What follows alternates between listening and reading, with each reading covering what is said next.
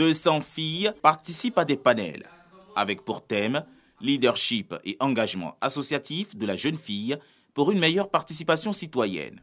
Face à elles, des formatrices en leadership et responsables d'associations féminines. L'intérêt de vraiment impliquer les femmes à aller au-delà des postes minimalistes qu'elles occupent dans leurs différentes associations. C'est de déjà faire changer l'idée que le militantisme est patriarcal. Emmener les jeunes filles à avoir une conception plus noble d'elles-mêmes. Une démarche saluée par les participantes. Je suis ici spécialement pour pouvoir partager les expériences que les autres personnes ont eues en créant les associations, en restant dans les mouvements pour pouvoir améliorer mon leadership. C'est vraiment une occasion d'or qui est donnée à la jeunesse féminine et j'encourage vraiment cette initiative. Ces jeunes filles leaders sont invitées à contribuer et à participer aux prises de décision de leur collectivité. Le militantisme féminin est l'une des actions les plus efficaces pour leur intégration dans la société, selon le représentant du ministre de la Promotion de la Jeunesse.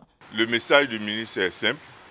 Il s'est dit qu'autant il s'engage dans la promotion du financement des projets des jeunes, autant il doit s'engager dans l'éclosion des talents féminins. Il a indiqué qu'il veut encore plus de femmes dans les postes de décision et que lui-même il en a donné l'exemple. Dans son ministère, les femmes occupent des postes de responsabilité. Pour rappel, la journée du militantisme féminin a été initiée en 2018 par le ministère de tutelle. Cette édition est la 3e du genre.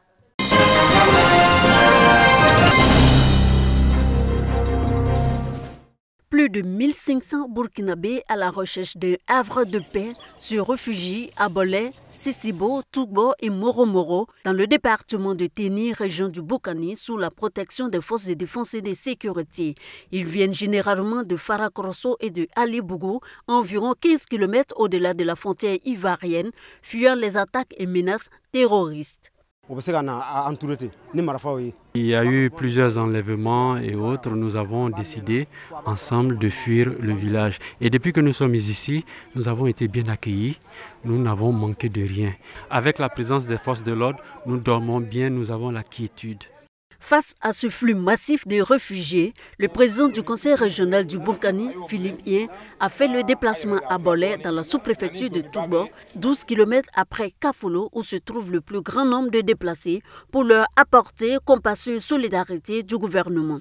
Il a également fait don de vivres et non-vivres d'une valeur de 15 millions de francs CFA au nom du ministre de la Défense, Téné Birahima Ouattara, par ailleurs président du conseil régional du Tchologo, région voisine du Boukani. Toi-même qui es chef de famille, c'est toi ici là, peut-être toi tu as 20 personnes pour nourrir. S'il y a 40 autres viennent s'ajouter, peut-être toi tu ne peux pas trouver qu'un sac par mois. Et puis tu manges au moins un sac par 2 jours. Et si on trouve quelqu'un comme ça pour nous soutenir, ça nous aide beaucoup. Les déplacés sont dans des familles. Ils ne sont pas regroupés dans une école ou dans un centre quelconque. Ces populations n'étant pas préparées pour ce genre d'événements, il est bon que l'autorité apporte son soutien pour leur permettre de pouvoir accueillir convenablement et décemment ces populations, en tout cas les mettre à l'abri de l'insécurité alimentaire. Il y a environ 4 mois, le président du conseil régional du Boukani, Philippe Ien, était dans la même localité pour assister plus de 500 déplacés. Il a annoncé d'autres dons, notamment ceux du gouvernement.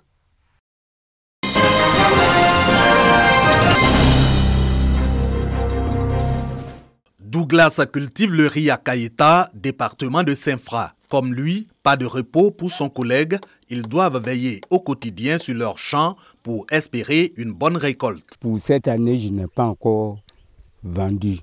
J'ai coupé, tapé, ça est sur le soleil au village. Je peux avoir 10 sacs comme ça. Tous les matins, je suis obligé de venir ici à 5h30 et quitter vers 19h. Parce que les oiseaux nous fatiguent. Sans quoi, c'est parti, hein. Il n'y a pas de grains, les oiseaux bouffent et puis bon, vous perdez. Les difficultés, raison de la baisse d'engouement pour la riziculture, malgré le recul de la forêt et donc de l'agriculture pérenne, notamment la cacaoculture. Pourtant, le riz reste l'aliment de base du peuple gouro. Faut-il donc encourager à reprendre la culture et la production de riz, surtout dans ce contexte national de quête de l'autosuffisance en riz? Finalité du festival Saadré en langue gouro, c'est-à-dire nouveau riz. C'est dans le champ du riz que le peuple gouro a été forgé au métier du vivrier. Cet esprit du vivrier, nous voulons inculquer ça à notre jeunesse. Nous avons des terres suffisamment cultivables, des bas-fonds. En étant record, ils peuvent avoir de quoi manger et avoir une partie, mettre dans leur grenier et encore exporter une partie. Pour l'ambassadeur de la CEDEAO, la promotion du riz est une œuvre collégiale qui commande au préalable la cohésion sociale, la paix et l'intégration. Le Saadrais est une rencontre agro-touristique annuelle tournante pour promouvoir la production du riz en pays gourou.